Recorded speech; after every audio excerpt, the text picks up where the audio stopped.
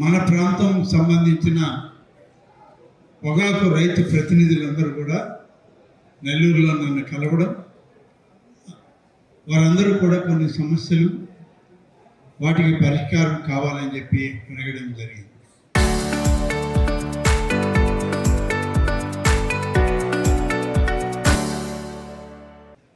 మన జిల్లాలో డీసీపల్లితో పాటు కలిగిరిలో కూడా ఈ పొగాకు వేలం సెంటర్ ఉంది. ఇవి రెండు కూడా అనాదిగా పొగాకు రైతుల యొక్క ప్రయోజనాలకి, పొగాకు రైతుల యొక్క పండించినటువంటి పంట వాళ్ళు సరైనటువంటి ధరకి అమ్ముకోవడానికి, రైతులు మరింత లాభపడడానికి ఉపయోగపడేటువంటి సెంటర్లు.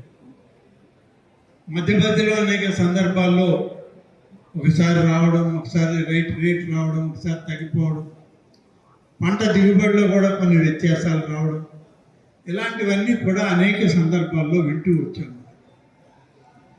మరి ముఖ్యంగా ఈ సంవత్సరం ఈ పంట విషయంలో సరైన ధర రావడం లేదు.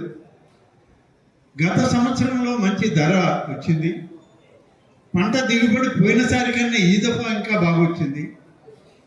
అయినా ధర లేదు, రైతులు నష్టపోతారనే విషయం మన రైతులు ఆందోళన పడుతూ చెప్పినటువంటి విషయం. అందుకని నేను ఈ 1వ తారీఖున మన నియోజకవర్గంలో ఏదో ఒక గ్రామానికి వెళ్ళాలి, ఏదో ఒక మండలంలో ఒక గ్రామానికి వెళ్ళి ఎన్టీఆర్ భరోసా పెన్షన్లను పంపిణీ చేయాలి. ప్రతి నెల 1వ తారీఖు ముఖ్యమంత్రి గారు 1-2 రోజుల్లో రైతు ప్రతినిధులతో, అధికారులతో, కంపెనీల వాళ్ళతోటి సమావేశం పెట్టి ఆ విషయాలు నాకు చెప్పండి అని చెప్పారు. అందుకని 2-3 రోజుల్లో మీటింగ్ పెడుతున్నాము అని. అప్పుడు నేను రవికుమార్ గారితో కానీ అచ్చెన్నాయుడు గారితో మాట్లాడి మా జిల్లాను కూడా దీంట్లో కలపండి, మీ ఆ ప్రాంత రైతులతో పాటు మా రైతుల యొక్క విజ్ఞప్తిని కూడా వినాలి, మాకు కూడా టొబాకో సెంటర్లు ఉన్నాయి, డీసీపల్లి, కలిగిరి 2 ఉన్నాయి. ఈ రెండింటిలో దాదాపు 40-45 వేల ఎకరాల పంట వస్తుంది. దానిలో రైతులు ఉన్నారు, వాళ్ళు పండించేటువంటి పంట ఉంది. కాబట్టి మనం వీళ్ళ విషయంలో కూడా మీరు ఆలోచన చేయాల్సిన అవసరం ఉంది అని అన్నప్పుడు ఈరోజు బహుశా వీళ్ళకందరికీ మెసేజ్లు వస్తాయి. 3వ తారీఖు అనుకుంటాను ఉన్నట్టుంది, ఇంకా ఖాయం కాదు. ఇవాళ సోమవారం దాన్ని ఖరారు చేసి నాకు కూడా చెప్తా అన్నారు.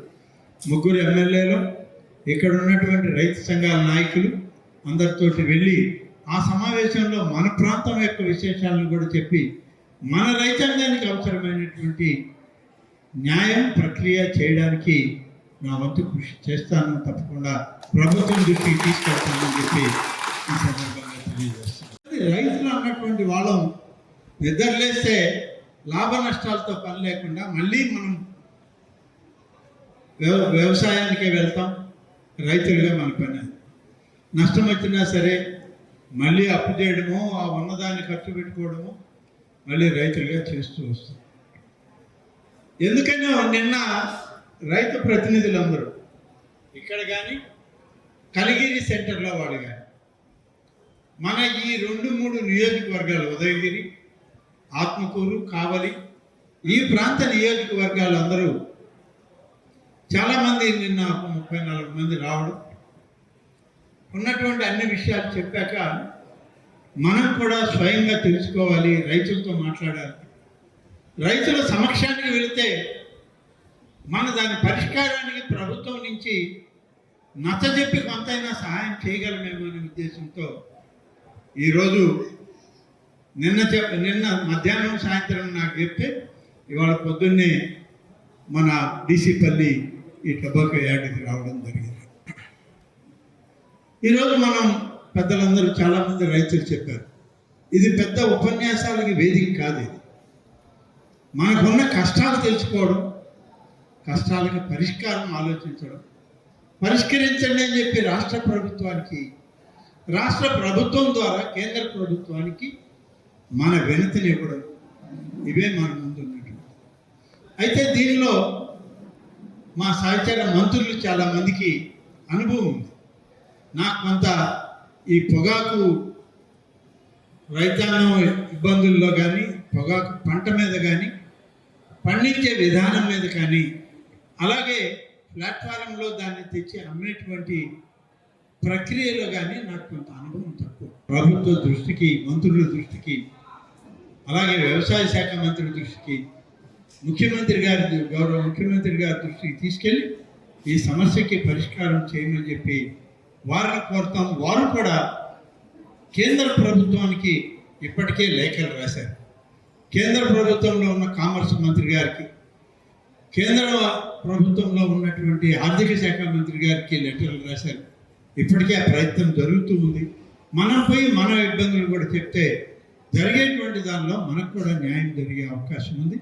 తప్పకుండా 3-4 రోజులు అక్కడే ఉండి ఆ సమావేశంలో పాల్గొని, అలాగే ఇక్కడ ఉన్నటువంటి మన ప్రతినిధులు కూడా రమ్మంటాం, వాళ్ళని కూడా తీసుకెళ్లి సమావేశంలో ఉంచి డైరెక్ట్గా మనం కూడా మన సమస్య చెప్పే విధంగా ఏర్పాటు చేసుకుంటామని చెప్పి నేను ఈ సందర్భంగా తెలియజేస్తూ, ఆందోళన పడవద్దు. రైతులకి తోడుగా ఉండే ప్రభుత్వం ఇవాళ మన కూటమి. ఎవరో ఏదో మాట్లాడారు, వాళ్ళు ఎవరో ఏదో అన్నారని అంటే ప్రతి సానికి ఏదో ఒకటి అంటూనే ఉంటారు. వాళ్ళే అనవలేదు, మన వాళ్ళు కూడా అంటూ ఉంటారు. కొంచెం ₹1 తగ్గింది అనుకోండి, మన వాళ్ళు కూడా మనం తిడతారు. ₹1 ఎక్కువ వచ్చిన రోజు ఈ ప్రభుత్వం వల్ల నాకు ₹1 వచ్చిందన్న రైతుకి సహజంగా మనకున్నటువంటి లక్షణం. కాబట్టి ఎవరినైనా రైతులమే. ధాన్యం పండించేవాళ్ళు రైతే, పొగాకు పండించేవాళ్ళు రైతే, మిర్చి పండించేవాళ్ళు రైతులే, అలాగే నిమ్మకాయలు పండించేవాళ్ళు రైతులు. ఒక సంవత్సరం లాభం, నష్టం, ఆదాయం, వ్యయం ఇవన్నీ రైతు కలగలిపి చూసుకునే మనం చేస్తాం. ఎవరో అన్నారంటే అంటూనే ఉంటారు. అన్నవాళ్ళకి అంతా మనం జవాబు చెప్పాలంటే అవుతుందా? మనకి ఇబ్బంది ఉన్నప్పుడు వాళ్ళు కూడా ఒక పొల్లు వేస్తారు. కానీ పరిష్కారం వాళ్ళు చేయగలరా అంటే చేయరు. వాళ్ళు చేయరు. మనం చేస్తుంటే మాత్రం ఎక్కిలి చేస్తారు, ఎగతాళి చేస్తారు. కాబట్టి ఈ ఎగతాళి చేసేటువంటి వాళ్ళు, లేకుంటే సూటిపోటి మాటలు అనేవాళ్ళు, మనం చేసే పనులు మీద పుల్లలు వేసేవాళ్ళు, ఇది ఒక తెగ. అది మనలోనే ఒక చిన్న తెగ. వాళ్ళు ఎప్పుడూ మాట్లాడుతుంటారు. ఏం జరిగినా ఈ ప్రభుత్వం కాదు, ఏ ప్రభుత్వం ఉన్నా వాడు అదే చెప్తాడు. వాడికి కొత్త కాదు. అంటే వాడికి ఆ మాట అనడం అలవాటు అనమాట. 10 మందిలోకి వచ్చేసి ఒక అరటి తాగేసి బయట అరటి అరిగే లోపల ఏడొచ్చి ఎవరిని అనేసి పోతాం. కాబట్టి అవన్నీ మనం పెట్టుకుంటే రైతులుగా మనకు జరిగాయి. అనేక ఇబ్బందులు ఉన్నాయి, సమస్యలు ఉన్నాయి. సమస్యలకు అనుగుణంగా రైతులకు తోడుగా నిలబడ్డమే ఈ ప్రభుత్వం యొక్క లక్ష్యం. తప్పకుండా ముఖ్యమంత్రి చంద్రబాబు నాయుడు గారు మనకి మేలైనటువంటి కార్యక్రమం కేంద్ర ప్రభుత్వంతో కూడా మాట్లాడి ఏర్పాటు చేస్తారు. ఈ క్రాప్ హాలిడేని వాళ్ళు ఉపయోగించుకుంటూ పక్క రాష్ట్రం, వాళ్ళకి తప్పు కాదు, మనం వేయలేదు కాబట్టి వాళ్ళు వేశారు. పక్క రాష్ట్రం దీన్ని అడ్వాంటేజ్ తీసుకుని 1కి 4 ఇంతలు 5 ఇంతలు పొగాకు పైరుని ఉత్పత్తి చేయడానికి వాళ్ళు ఎక్కువ చేసేసారు. అందుకని కేంద్ర రాష్ట్ర ప్రభుత్వాలకు ఇచ్చే కోటాలు కూడా, ఆ కోటా కూడా మారిపోయి మనకు వస్తున్న కోటాని మనం ఎప్పుడైతే పైరు పెట్టలేదో కర్ణాటక రాష్ట్రానికి అది కేటాయించడం వల్ల మళ్ళీ మనం పైరు పెట్టినా ఆ కోట మనకేమో రాలేదు, మనకు తగ్గలేదు, వాళ్ళకేమో అదే అట్లాగే తీసుకున్నాం. ఈ వ్యత్యాసం కూడా ఉందని నిన్న మీరందరూ కూడా చెప్పడం జరిగింది. ఈ విషయాలు కూడా రేపు కేంద్ర ప్రభుత్వానికి నివేదించేటువంటి దానిలో దానికి మంత్రులకు కానీ ముఖ్యమంత్రికి కానీ అన్ని వివరాలు చెప్పడం జరుగుతుంది. కొనుగోళ్లు కూడా త్వరితగతిన పూర్తయ్యే విధంగా కొనుగోళ్లు చేయమంటాం. రేట్ల విషయంలో కూడా కంపెనీల వాళ్ళు సరైనటువంటి విధానంలో పోవాలనేటువంటి విషయం తప్పకుండా ప్రస్తావన చేయడం జరుగుతుంది. చిన్న చిన్న కంపెనీల వాళ్ళు ఇవాళ వచ్చి కొనుగోలు చేస్తే వాళ్ళ దగ్గర నుంచి మళ్ళీ పెద్ద కంపెనీల వాళ్ళు ఎక్కువ ధరలు ఇచ్చి వాళ్ళ దగ్గర ఉంటారు. కానీ ఆ ఎక్కువ ధర ఈ రైతుకి రాదు. ఆ చిన్న చిన్న కంపెనీల వాళ్ళు వాళ్ళ వ్యాపారస్తులుగా వాళ్ళకి పోతుంది ఆ లాభం. ఆ లాభాన్ని అన్ని రకాలుగా దీన్ని రైతుకి ఎక్కువ భాగం ఉంటుంది. వ్యాపారస్తులను నష్టపోమని ఎవరైనా చెప్పం. వ్యాపారస్తులు వాళ్ళ లాభం వాళ్ళు చూసుకోవాల్సిందే. కానీ రైతు నష్టపోకుండా ఏ విధంగా రైతును అండగా నిలబడాలో ఆ విధంగా ఉండాలనే వాటి మీద మనం అందరం కూడా ప్రభుత్వానికి నివేదిక ఇవ్వడం జరుగుతుంది. మీ అందరికి కూడా నేను ఒకటే చెప్తున్నా, తప్పకుండా ముఖ్యమంత్రి గారి దృష్టికి తీసుకెళ్ళి కేంద్ర ప్రభుత్వానికి కూడా రాష్ట్ర ప్రభుత్వం నుంచి మన పొగాకు రైతులకి న్యాయం చేయమని చెప్పి కోరడం జరుగుతుందని చెప్పి తెలియజేస్తూ సెలవు తీసుకుంటాను. జై హింద్, జై తెలుగుదేశం.